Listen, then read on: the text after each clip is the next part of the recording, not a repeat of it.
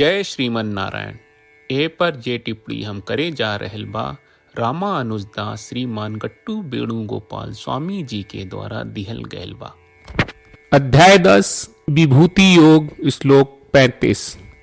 बृहत्साम तथा साम्नाम गायत्री छन्दसाम अहम मासानां मार्गशीर्षोऽहं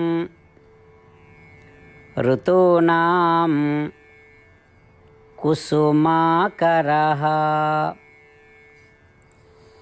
ओम। गीताचार्य श्री कृष्ण परमात्मा अर्जुन समेत हमनी सबके विभूति योग सिखा रहल बानी। परमात्मा कह रहल बाड़न, अर्जुन साम वेद के सब मंत्रन में से हम बृहत सम हई। वैदिक मंत्रन के संरचनात्मक प्रक्रिया में हम गायत्री हई और सब महीना में से हम मार्ग शीर्षक बनी और सब ऋतुवन में हम बसंत बनी। सामवेद के मधुर मंत्रन से श्रीमन नारायण के महिमा के बढ़ाई कहल गहल बा। सब सामवेद मंत्रन में बृहत सम मंत्र सबसे मधुर बा और हमनी के श्रीमन नारायण के प्रफुल्लता और सर्वोच्चता के साफ साफ बतावेला। श्री कृष्ण परमात्मा कह रहल बानी कि ई ऊ बृहत्सम वेद मंत्र हई और ओ बृहत्सम वेद मंत्र में आपन तत्व उच्च रखले बाड़े। वेद मंत्रन के संरचनात्मक प्रक्रिया में बहुते मंत्र बा। ओ सब मंत्रन में से 24 अक्षर वाले मंत्र के गायत्री कहल जाला। ई गायत्री मंत्र श्रीमन नारायण की महिमा के पूरा प्रकट करेला। ई गायत्री मंत्र के खोज महान ऋषि विश्वामित्र कहले बाड़े। यही से ई गायत्री मंत्र बाकी सब वैदिक मंत्रन की तुलना में श्रेष्ठ मंत्र मानल जाला। श्री कृष्ण परमात्मा कह रहल बानी कि ऊ गायत्री मंत्र हई और ओ गायत्री मंत्र में अपन तत्व ऊंचा रखले बाड़े। मार्ग शीर्ष महीना के सबसे अच्छा और पवित्र महीना मानल जाला, जे हमनी खातिर शाश्वत निवास प्राप्त करे के मार्ग प्रशस्त करेला। केवल यही महीना में धनुर्मास व्रत मनावल जाला, जे श्रीमन नारायण के बहुत सारा आशीर्वाद ला सकेला।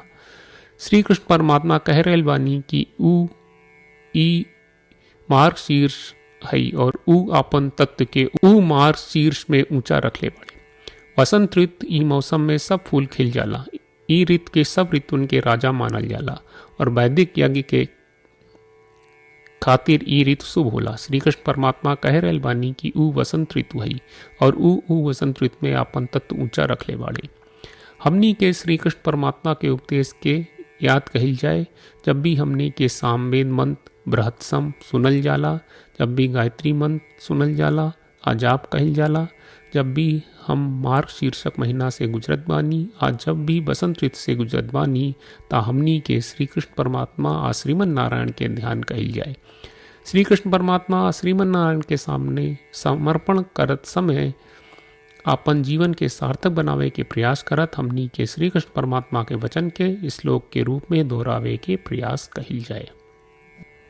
बृहत्साम तथा साम्नां गायत्री छन्दसामहं मासानां मार्गशीर्षोऽहं ऋतूनां कुसुमाकरः। श्रीमन्नारायण करिष्ये वचनं तव। सर्वं श्रीकृष्णार्पणमस्तु। जय श्रीमन्नारायण। श्रीमद् भगवत गीता का पूरा सार श्री कृष्ण परमात्मा ने अध्याय 18वें के श्लोक 65 से 70 में 8 काम करे खातिर दिले बाड़े। श्री कृष्ण कहले, हम ओ लोगन से प्रेम करनी जो लोग इन 8 बातन के मान तारे। हम ओ भक्तन के हर तरह से रक्षा करब। श्री कृष्ण परमात्मा के द्वारा बोलल गईल संपूर्ण भगवत गीता सुनला के बाद अर्जुन कहले, करिष्ये वचनम त्वा, जेके मतलब बा कृष्ण मैं उही करब जौन आप कही। यही कारण बा श्री कृष्ण अर्जुन के हर तरह के सफलता आ विजय प्रदान करेले। आई परमात्मा के आपन व्रत देई कि हमनी के ये 8 गौ कर्म के पालन करी जा। ई वचन परमात्मा के देवे से बड़न कौनो पूजा तपस्या यज्ञ नहीं।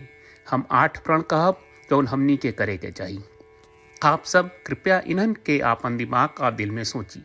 श्री कृष्ण के आपन वचन देवे के ई तरीका में हमनी सबकी कल्पना करे के चाही कि श्री कृष्ण का चेहरा खुशी से चमकत बा और खुशी के एहसास करत बा। जय श्रीमन नारायण। यहाँ हमनी के 8 वादा बा। हमनी के पहला वादा, हे श्रीमन नारायण, आपका निर्देश के मुताबिक हम हमेशा तोहार ध्यान करब और तोहार बारे में सोचब। हमनी के दूसर वादा, हे श्रीमन नारायण, आपका सलाह का अनुसार हम हमेशा आपका भक्त रहब। हमनी के तीसर वादा, हे श्रीमन नारायण, हम आपन सब काम तोहरा सेवा के रूप में और तोहरा संतुष्टि खातिर करब। हमनी के चौथा वादा, हे श्रीमन नारायण, जैस की आप माने के कहले रहलू, हमरा बहुत विश्वास बा कि हम आपके होई और हम हमेशा आपन दोनों हाथ जोड़ के आपके नमस्कार करब और आपकी पूजा करब। हमनी के पांचवा वादा, हे श्रीमन नारायण, हमरा के तोरा बात माम एकम शरणम ब्रज 1866 याद कहले, जहाँ आप हमरा के आपन का अर्पित करे का कहा। श्रीमन नारायण, मैं हमेशा तोहरे शरण में रहब। हमनी के छठवां वादा, हे श्रीमन नारायण, हमरा के तोहरा बात माँ सुचहा 1866 याद कहले कि आप हमनी के शोक ना करे का आश्वासन दे रहे बड़े, हम अब और शोक ना करब।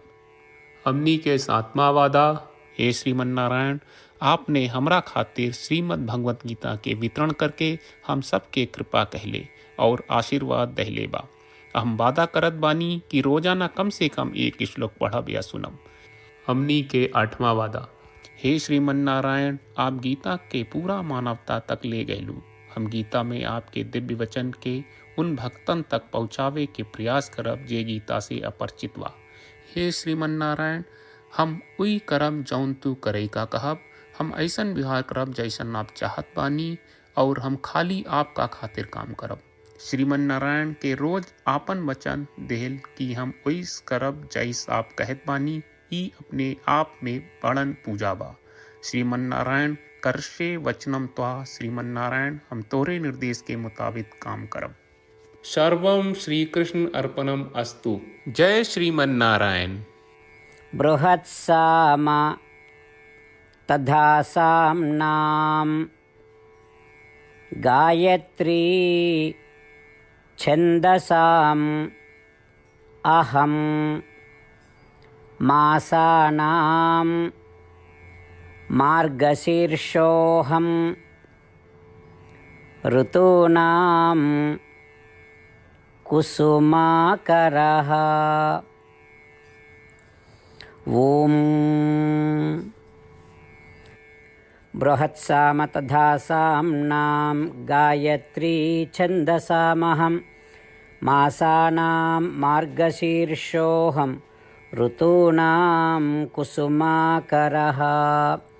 श्रीमन्नारायण, करिष्ये वचनं तव। सर्वं श्रीकृष्णार्पणमस्तु। जय श्रीमन्नारायण। जय श्रीमन नारायण। सब भक्त लोगों से विशेष अनुरोध बा, जीवन में हर चीज में हमनी के तत्कालिक और प्रभावशाली परिणाम की अपेक्षा रहेला। एकरा खातिर आइए रोजाना 1 मिनट के समय निकालल जाए और नारायण आश्रम पढ़ल जाए। नारायण आश्रम प्राप्त करे खातिर नारायण आश्रम वेबसाइट पर जाई, जो www.narayanashram.org है, और पंजीकरण में आपन नाम और ईमेल दर्ज करी। आपके द्वारा प्रदान कईल गई ईमेल पर आपका एक नारायण आश्रम PDF प्राप्त हुई। PDF में एक रामायण श्लोक, एक गीता श्लोक और एक विष्णु नामम बा। ये तीनों के मिल के नारायण आश्रम कहल जाला। हर व्यक्ति के ये श्लोक के अलग अलग संयोजन मिलेला। जब हर कोई 24,000 भक्तन के साथ रोजाना आपन नारायण आश्रम पढ़त आ सुनत बा, ता हर दिन संपूर्ण रामायण का 1 दौर, श्रीमद् भगवत गीता पारायण के 33 दौर और श्री विष्णु सहस्त्रनाम स्तोत्र पारायण के 24 दौर प्रतिदिन पूरा होएला। ई एक बहुत ही उल्लेखनीय और विलक्षण परिणाम बा, जौन हर एक दिन ऐसकरे से निकलेला। ई कारण बा कि आप और आपके परिवार के सदस्य तुरते जाके आपन नारायण आश्रम प्राप्त करी। जय श्रीमन नारायण।